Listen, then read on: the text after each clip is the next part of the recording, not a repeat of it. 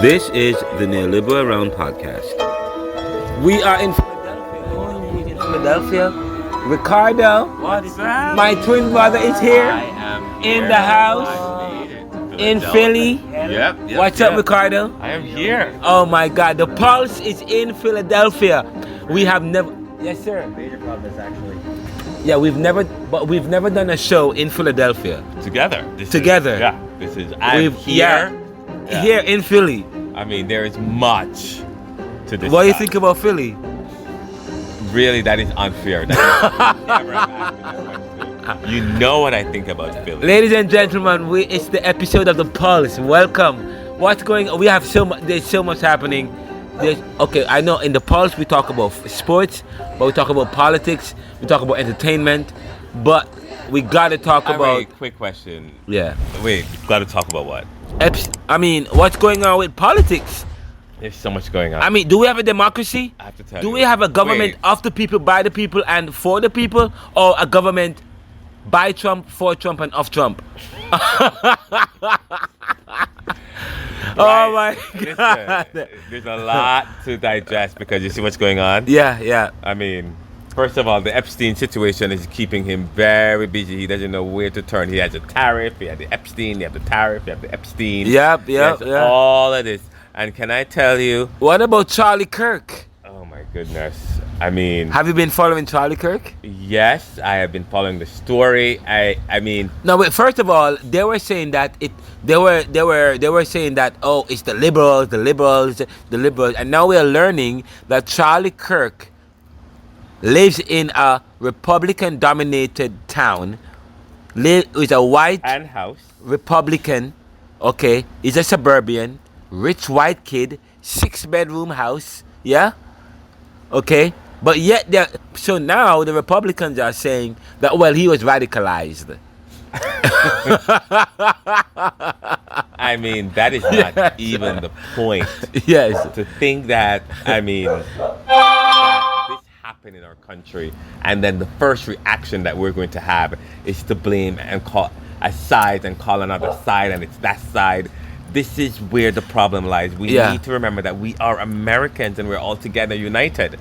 I mean, I don't understand. I mean, the very notion of trying to divide people and coming out and blaming one side of people. We are all people with different views, and that should be able to come to the table and all come together like we're American. Now we're just saying we're trying to blame them, and then this is war. People going on Facebook saying, I pray God for the liberals because they're going to start killing them, before anybody knew what happened, who killed him. I mean, this is crazy, the time that we're living in. It is crazy. My question is, the governor of Utah came out and says, this is either the end of dark days or the beginning of darker days. And then Donald Trump went on a morning show on Fox and said that the people, the liberals, the people on the left are awful. I mean, no, the people on the right, they're not bad. It's the people on the left, they're awful. So it's okay. Radicals on the right are okay, but radicals on the left are not okay. I believe that he missed an opportunity. Yes. What is the president of this country is supposed to be able to preserve the unity of this country, galvanize the troops, yes, and help this great America. But nail on head, you said preserve the unity of this country. But he missed an opportunity. His job doesn't seem as, but the unity for whom? I don't know. Because I feel like for him, he sees real American as not including black and brown people. For him, a united America, that only involves his kind of people, which with this country will never be as powerful or as successful or as strong if that is the kind of America that he wants to create. That excludes black and brown people out of it, because this country is strongest because of the inclusion of black and brown people. When I say black and brown, I mean Indians and Asians and people from all walks of life come to this country, and we have and it's so unique. And that's why this country is so powerful. And I think he's missing the mark. And I think he's mistaken, and Americans are mistaken if they believe that creating an America that just resembles that of white people and cut out every opportunity to try and have a strong people of all race and protect all people, just like how they could go out and make rules so that they could remember that point I made earlier? Remember endangered species? Yeah. You know how human beings go out and you want to protect endangered species, you can't kill them. Wait, what do you do with endangered species? You do everything to protect them. You see that's what you do. You want to make sure that they don't die out. So what you're trying to do, black and brown people, but who are the endangered species? Black people in this country and brown people. No, I thought it was the white people. No. Because they're not having kids. That's not what I mean by endangered. but they are. No, but they are endangered. As a metaphor. No, but wait, hold up. But they are endangered, and there are many people who believe that they are going to become part of the minority. That's a problem for many people in this country. Endangered, I just mean. But the majority is under siege. It's under threat. It's a threat. That's not the point that we want to look at. I'm not arguing in the point. Wait, hold up. But if but your majority is threatened. So what do you do?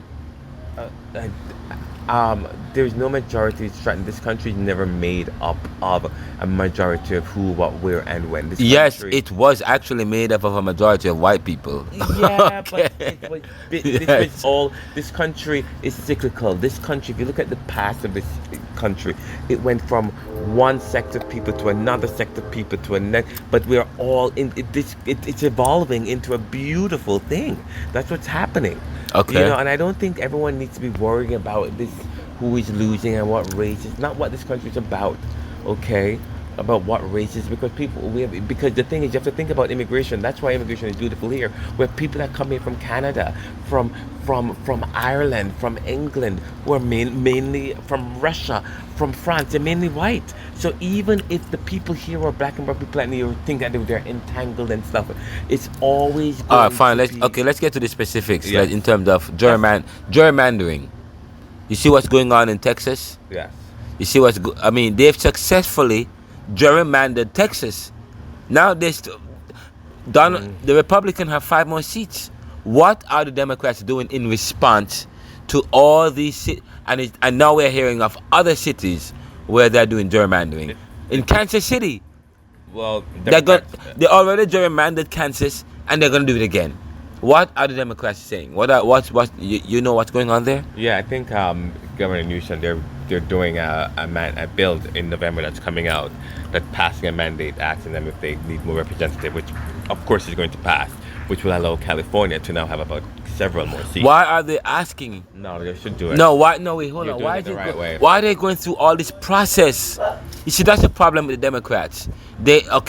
That is why they are going to always be defeated by the Republicans. No, Renaldo. Why are they going through all this process? I disagree. They never had to go through all this process to gerrymander, the Republicans to gerrymander. Why are the Democrats have to go through or have all these rules in order to gerrymander? It's not a rule. I think it's great if you discuss with the people so that it's done. Because you don't want. We're a democratic people. We want to do it right. I mean, yes. No, if you do it right, then you're going to get left. Okay. And it can be challenged also. The way in which they're doing it can be challenged in court. The way in which we're doing it, or our liberals are doing it, it cannot be challenged in court because it was determined by the people. This was just, that's why. That's the difference.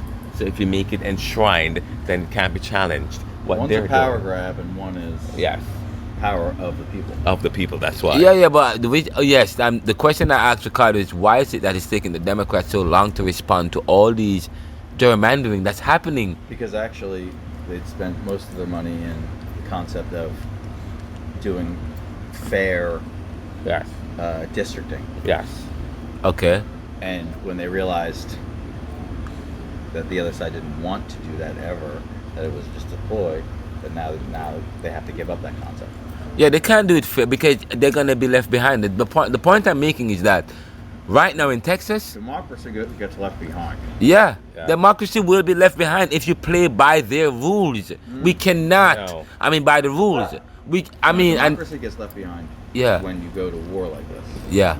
Right. Instead of saying, why don't we come back from the brink of this and come back to sensible things, which is you have a egalitarian distribution of voting rights within states, and that's determined by bipartisan, non, no party, affiliation whatsoever. Yeah. Computers, Yeah. AI. But I think this is part of the MAGA plan, the 2025 Project 2025. Though, Has you see what's going on? He's slowly.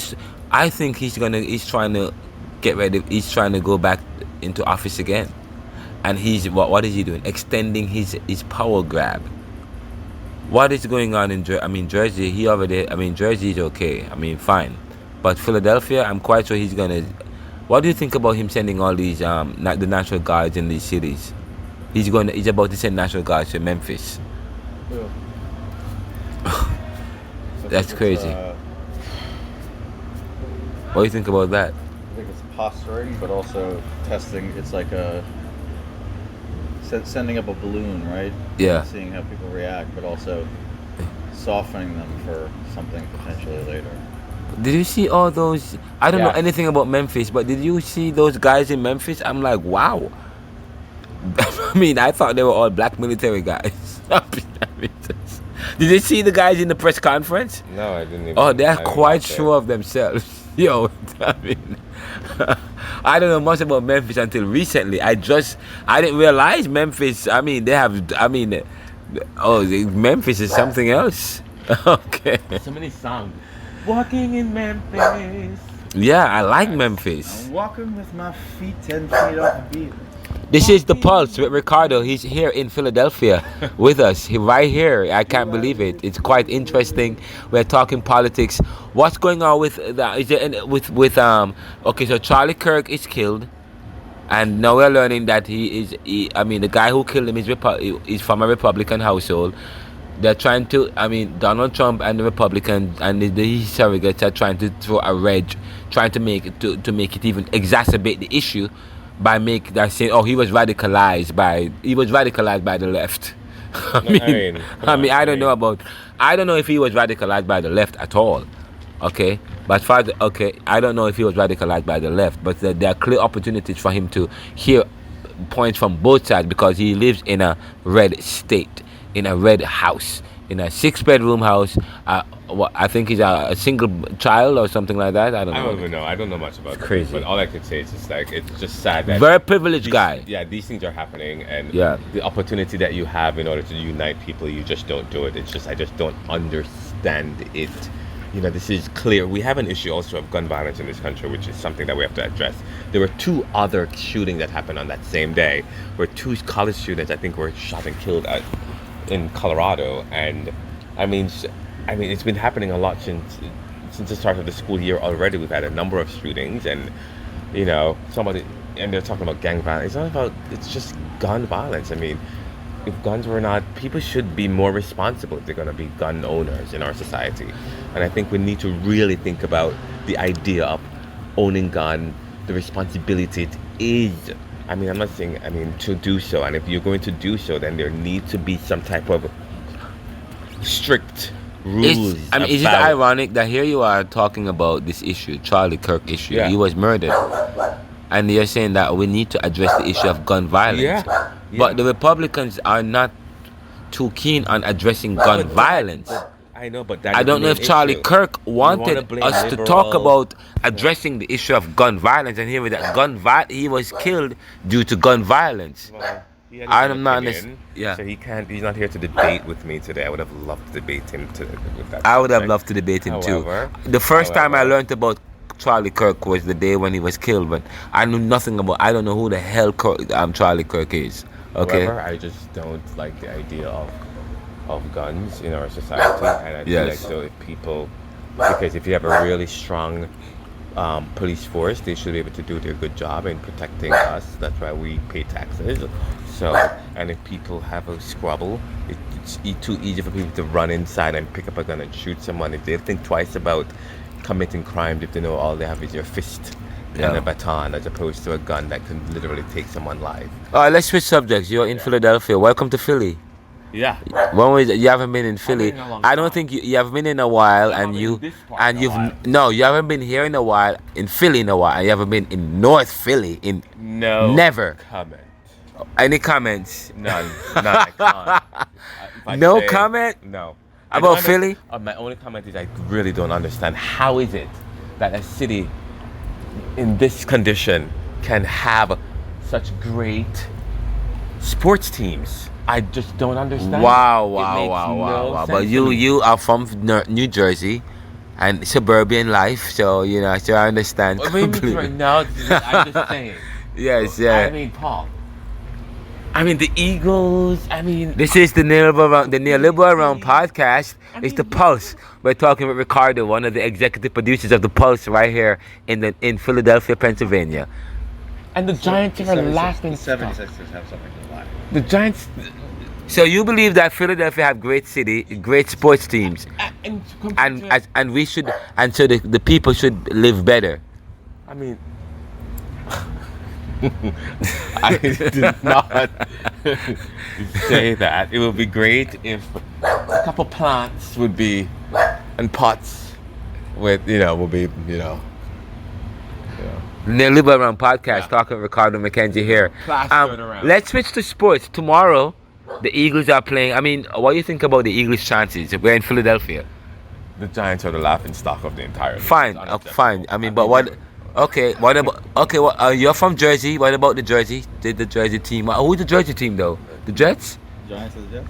Wait, what? The New York or the New Jersey They do Jets? play in Is New it Jersey. the New York? We live in both, so. We Yeah. celebrate. We like both teams. No, but what about the Philadelphia Eagles? That's right next door to you guys Well- as well. Well, people in Camden and Trenton and South Oh Jersey. right, yeah, they go for They're Eagles. more because- But yeah, because- North Jersey go for. Yeah, I mean, I like the Eagles team. I like Hurts and I like Barkley. I really think he's a really good running back. He used to run for the Giants, and Yeah. I'm happy he left because if he'd stayed, he would have just ruined his career. So for someone that good, he needs to go to a good team, and you guys have a great team here. Philadelphia is a fantastic football team. Do you Yeah. think that they're going to the Super Bowl again this year? Well, they really have the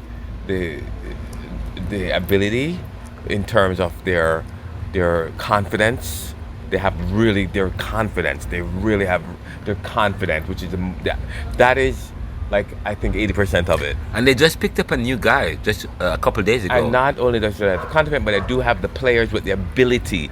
They have all their players they have really a good system. They have a good running back, good tight end. But I think, don't you think they are snubbing? I mean, yes, we got a good running back, but You they guys have a good team. yeah, but they keep snubbing Jalen Hurts. Whatever, it doesn't matter. So what? It doesn't care. matter. Not to him. Have you seen him? I mean, He's all about business, he's though. all He's business. always been about business. He doesn't care what anybody thinks about him. I love this is why he's so good because His demeanor, if his yeah. demeanor is, I really don't care, and he's not smiling up at anyone. You don't hear much about him. Tomorrow they take on Kansas City Chiefs. Who do you think is gonna win? I really have no clue. I really do think the Eagles should win. Do you think the Kansas City has have a chance? Any chance though? They always have a chance. Their experience is very important, and the team practically it's the same people on the team. And when you have experience and camaraderie like that, then that always is a really big. I'm a big proponent of victory and success. They lost last. Who did they lose to last week though? Who did the Chiefs lost to last week? Was it but they looked really out of sorts. Not They the looked, Chargers, right? It wasn't the Chargers, right? no, it was. I don't think it was the Chargers, but they looked really awful. Though. No, They the looked, Chargers played was Detroit. it The Chargers played Cowboys? Detroit. No, No, Philadelphia. Cowboys played Baltimore. Philadelphia beat. No, I mean. yeah, but they looked out of sorts though. No. They did lose last week. Yeah, I know who they. Let's check. We can check. Not San Francisco. Oh my goodness, I really should know this. Yeah, I'm Ricardo very is the excited. commissioner of the Jersey, Yeah. the Jersey Shore fantasy What are you team. working for? This is the Neoliberal Round podcast. We're talking to Ricardo Mckenzie of the Pulse, and talking politics, switching to sports, talking about the Eagles. We're trying to find out. The Kansas City Chiefs takes on the Eagles. We are in Philadelphia. They have. I think the Kansas City Chiefs have a really good first and second week. I mean, it's really. Yeah. Yeah, it's really good. It's a tough schedule. But I feel like all the teams are playing really. There's some really. Oh, I have it. Actually, I do. I actually have it here for you guys. Last week, and of course, you guys may have the information before I do. They took on the Chargers. Yeah, you are actually. You are right. You are right. And they lost to Detroit lost to they Green lost to Bay. the Chargers. Oh yeah. The Chargers aren't really not. They aren't the top team. Well, no, don't say. I that. mean, No, okay, they are. they are Herb Beer is a good. fine, but are they better than the Eagles? No. Are they better than the Bills, the Buffalo Bills? Right, and they lost to them. They're a top 16. Right, so why the Chiefs are losing to the Chargers? What do you think gonna happen tomorrow? I First game mean, of the season. the first game of the They're- season. The Chargers are a good team. Not really The Chargers are much better this year because Arbar is his second straight year with them, and now they understand who he has and the team together. They brought back Keenan Allen. They have their young stud Johnson. That's his second year. He had a great breakout season a couple of games last year. They have a really good crop of guys on that team. I think they are sneaky better than people are giving them credit for. I think they're going to. Do you have anybody on your how are the regular boys? Do you guys have anybody? Keenan Allen. You have Keenan Allen I from do. who he play for again? He played for the Chargers. The Chargers. Yes. Okay, what's his outlook for this week? Not much, middle of the road. Maybe like 30 to 40 yard receiving yards, and like maybe five targets or something like that, 5 receptions. I think it's going to be more because last week he had 10 targets, 10 or 11 targets or 12, something like that, and he had like 8 or something reception for like 80 something yards. I think something. I may be overestimating or underestimating it, but he did really well. He had a great day. Maybe 75 yards. I can't remember, but it was good. This is Renaldo, Mckenzie, and we're talking with Ricardo and of course Paul Booth. We are here in Philadelphia, Pennsylvania. This is the pulse of the Neoliberal, and we're on the Neoliberal podcast, coming to you from Philadelphia, Pennsylvania. Please visit us at theneoliberal.com and renaldocmckenzie.com. Subscribe on any stream. You can find your stream by going to anchor.fm/theneoliberal, and of course we are on YouTube at Renaldo Mckenzie. Walk it.